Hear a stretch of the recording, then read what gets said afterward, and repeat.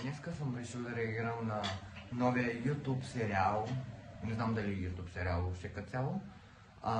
Казва се Диви и красиви. Не съм гледал нито един епизод. Знам, че Ивка Бейбе е водеща.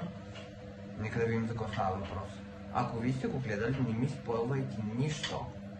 Искам да видя сам за себе си за какво става въпрос. Ако се чуете какъв е този звук, пералнята ми е.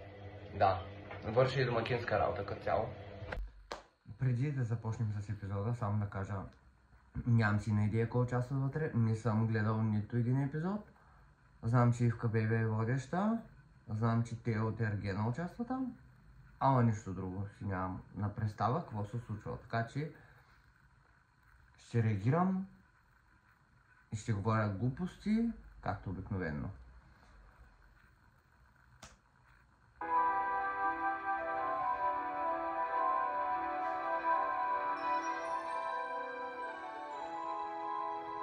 Все едно съм на кино. Няма как да няма съмнение при положение, че всяка една от нас притежава интелектуалните възможности да се докаже. Обикновена ясне, аз Йордан. Тая или е мъртво пияна, или е мъртво пияна. И да се излагаш, нали? Ти мен лъжаш, ма не ме ли лъжаш? Ако се сещате. Всеки човек си има недостатъци. Вярно е. Недостатъци не мога да се примиря и аз като един нормален човек. Не искам да излиза така, че аз съм звероукротител, нали, или че съм дори най-крайното токсичен. Затова казвам по един-два пъти, нали. И мислиш ли, че имаш нужда още да пиеш, нали. Всички пият, всички се забавляваме. Ма тя се излага? Излагация, резил, пълен резил. Всички сме се, да, жаргонно казвам, нокаутирали с алкохол. Ако не започне да работи по този недостатък. То не е недостатък, то е болесно състояние. Не бих се примерил, не знам. Аз мога да й помогна. Не, че мога да й помогна, не съм никой да казвам, че мога да й помогна, но мога да се опитам да й помогна. И то ще го направя точно един път. Не съм никой, че да мога да кажа да й помогна. Ама кой съм аз, че да... Божинката номер 3. За да не излезе после така, че се правя на някакъв какъвто не съм. Стиляна, има ли някаква причина да те държиш по този начин, по който се държиш 2 вечери подред, смисъл като цяло? Не. Не. Добре, дай ги много оценяш ли сега в момента? Да. На мен не е без значение дали ще се върне другата седмица при мен. И какво ще се случва с мен след това, което се случи сега. Хубава, не я и аз не искам. Не, аз я дадах, защото оценям човека, който сте. Ето, служи я. Служи гръвната. Даже аз я слагам.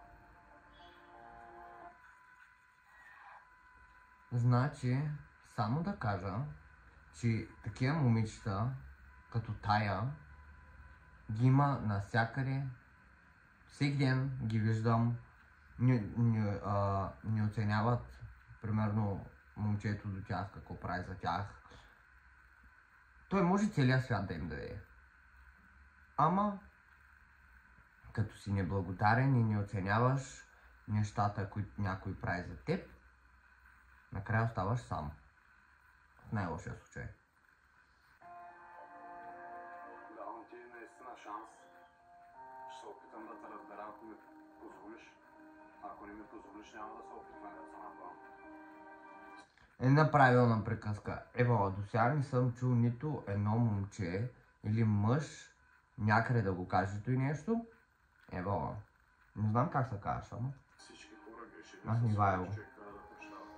Зависи за какво става въпрос. На времето харесвах едно момче на име Ивайло. Какво прощаваш? Винаги съм се опитал да простя повече грешки, отколкото на мен се прощава. Защото знам колко е тежко, като не те простят. Имаш ли нещо да кажеш, ако можеш да кажеш? Той има отгоре. Не знам какво имам да кажа. По принцип, аз... Ми ти са напила, ама какво ще кажеш? Това, че каза друго име или нещо такова. Ти много добре знаеш, какво съм се засегнал. Не съм го направила на... Не, това е най-малкият проблем. Това Казах ти. Не съм го направила нарочно, това въобще не искам да снимам. Добре. Мразя разглезени пикли. Аз знам. И после такава ще ми казва на мене, примерно, или ще се мъчи да ме засяга по някакъв начин с обидни думи. Или да ми каже, примерно, че съм грозен. Ама аз знам, че съм грозен. Не е нужно да ми казваш. Ама, тото и се едно детската градина. Дай ми куклите, значи играчките. Същата работа. Със сигурност бих си помислил много тая вечер, като се легна на дивана, най-вероятно, дали ще й дам още един шанс. Аз ако съм, няма да й дам. Твърдя, че ще й дам още един шанс. Въобще даже нито един, нито два, нито три шанса. Тя просто си мисли, че причината е името объркалото. Аз заради тебе не искам да твърди камерите, аз тебе ще те говоря. Името не е причината. Причината е състоянието. Знам, че сме дошли тук да се забавляваме. Казах ти да ти помогна ли още с нощи, ако усетя. И не съм ти обаче баща или настойник да ти дърпам чашки и да ти... Проблема не е проблема в това. Проблема е, че ти си долна пияница и обичаш да пиеш и като се напиеш ставаш резил. Това е. Не съм го направила нарочно това нещо. И се разбира се, гадно и аз се разревах в момента, в който си отидал, защото не съм го искала.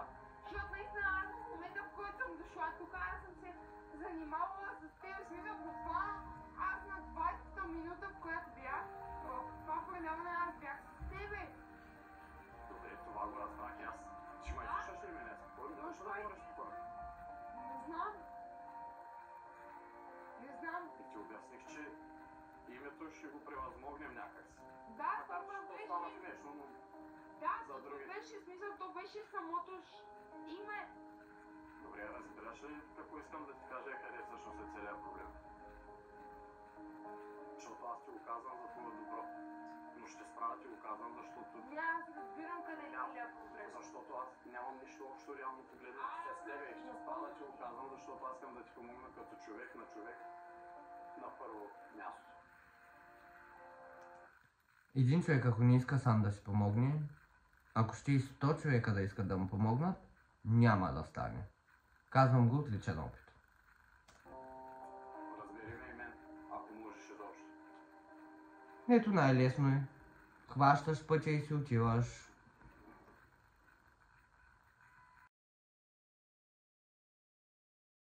Ако ви е харесала реакцията, дайте по един палец нагоре, абонирайте се за канала, пратете го на приятели и пишете долу в коментарите какво мислите и дали искате част 2.